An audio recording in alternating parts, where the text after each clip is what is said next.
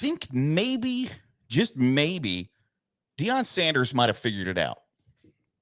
He might have gotten to the point that everybody else who had also been at the point he was ultimately came to the realization of. And that is, you can talk the talk all you'd like, but if you can't walk the walk, you turn into a human punching bag. You are a laughing stock. And that's what happened to Colorado in 2023. They were the talk of the town in September. Things were great. Things were interesting. Things were going well. And all anybody could talk about, myself included, was Deion Sanders and the Colorado Buffaloes. And then they fell on their face. And they look like clowns because they refused to recognize and admit that they had fallen on their face. And when you have complete lack of self-awareness, when everybody else but you recognizes one thing, and you continue to insist that that's not the case. I'm going to sneeze, I think. When you continue to insist that, like, hey, no, I'm still the top dog. We're still cool. We're still relevant. We're still great. And you're 4-8. Nobody buys that shtick.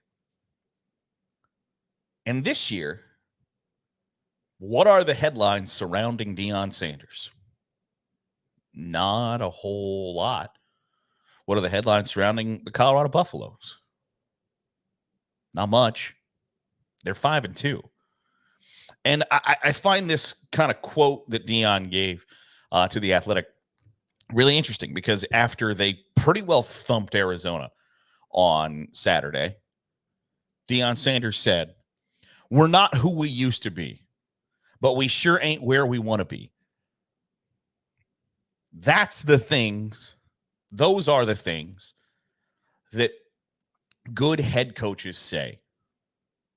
Those are the things that guys who see the whole picture say.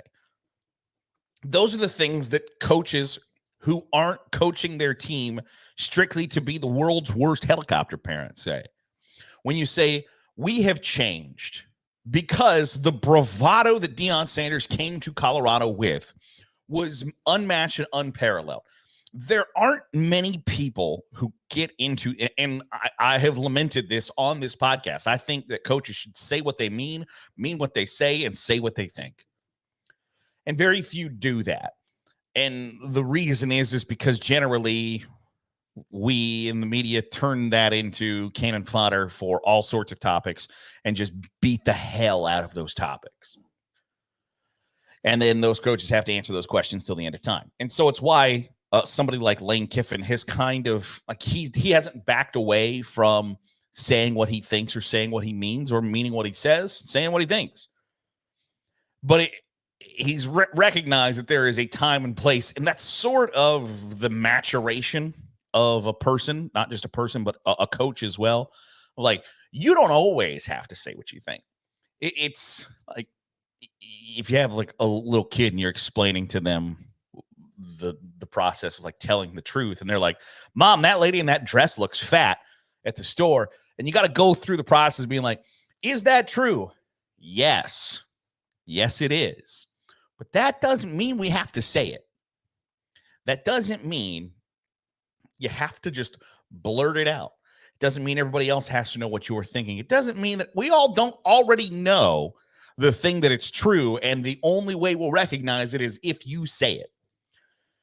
And that's where Deion Sanders and Shedeur Sanders and Travis Hunter and Shiloh Sanders were before this season. They're 5-2, and they are a quiet 5-2. And if I were to have asked you, in your mind, is there any way possible that Colorado could do anything quietly? If they were 2-5, and I said to you, Colorado is 2-5, do you think they are a quiet 2-5? Your answer would be hell no. Because history tells you that Deion Sanders is going to be flashy. Deion Sanders is going to talk. Travis Hunter is going to be flashy, and Travis Hunter is going to talk, and Shiloh Sanders is going to talk, and Shedeur Sanders is going to talk. And for the most part, they've shut up. And they've done their talking on the field, which is what everybody else who's been in that situation kind of gets to. Lane Kiffin does not speak with the brutal honesty that he once did, or the sharp wit, or whatever the case may be. He still says, I think for the most part, a lot of things that he thinks or feels and means them, but he doesn't say them with the arrogance that he once did. Nick Saban used to speak with a bit of an arrogance. And you know what? When you win title after title after title, you get to say those things. It's sort of a similar situation with like Dabo Swinney, right? Dabo Swinney, you can say a lot of things when you are on top. But the second you fall off that perch, you need to then like reassess where you are. And I don't know that he did that. And for Deion Sanders, it was kind of the reverse, right? Like you come in very braggadocious, very arrogant, speaking condescendingly to the players that are in your program, and then things don't go well for you, and you continue to be braggadocious, arrogant, cocky, and condescending. That's a bad mix. Sucking at your job and being arrogant, condescending prick are not, like, that is not connect the dots that is easily put together. And so, like, yes, earlier in the season, did Deion Sanders have a situation where he basically said, like, I'm not answering questions from CBS, and that reporter's not allowed to be here because he's a jerk? Yes. Outside of that, they have quietly went about their business. Their two losses are to Kansas State, who's in the top 25, and Nebraska, who, before they got their ass kicked by Indiana on Saturday, you could have argued should have been in the top 25. Colorado has lost to two football teams that are better than them. And they've taken care of business outside of that. And I don't know that I ever would have thought that we would be here, that we would get to the point where Deion Sanders would say, we're not who we were.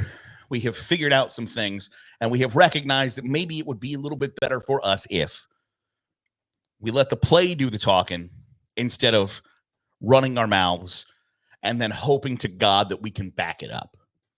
Because there is nothing more powerful than kicking somebody's ass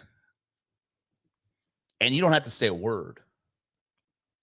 You don't even have to point to the scoreboard. You don't have to go, because you know that you just kicked their ass and they know that you just kicked their ass.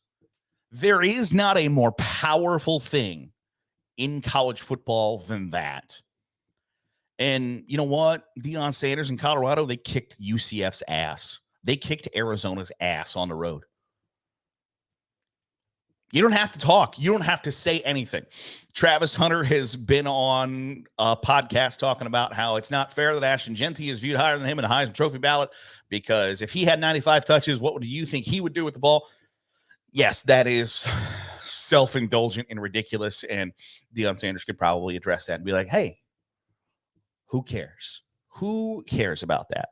Because we need to focus and put our efforts towards something else. But Colorado's 5-2. They are almost assured a bowl game. They don't have any more ranked teams on their schedule the rest of the way. They play Cincinnati, Texas Tech, Utah, Kansas, and Oklahoma State. There is a chance that Texas Tech or Colorado is 10-2. That's probably a little high. There's a chance that they're 9-3, 8-4. And we're not talking about them. And in other cases, I would sit here and tell you, like, we should be talking about undefeated Navy. We should be talking about undefeated Army. And theoretically, we should be talking about 5-2 Colorado. But in this instance, I'm glad that we're not. I'm glad that the conversation isn't, well, we should be 7-0, but we got screwed at Kansas State, or whatever the case may be. It's a good thing that Deion Sanders and the Colorado Buffaloes have recognized, like, hey, you got to humble yourself a little bit when you've been humbled.